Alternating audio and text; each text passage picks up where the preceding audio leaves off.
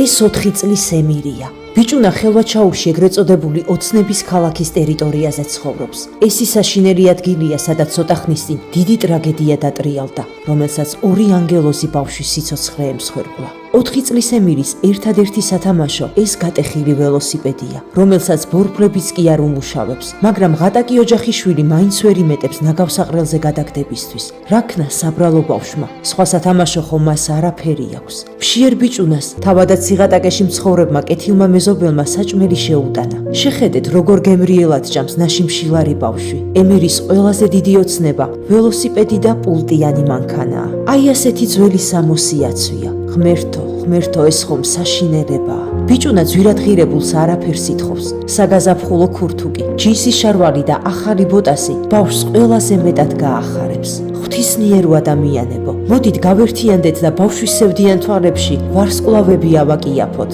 ისიც ხომ უფლის შვილია.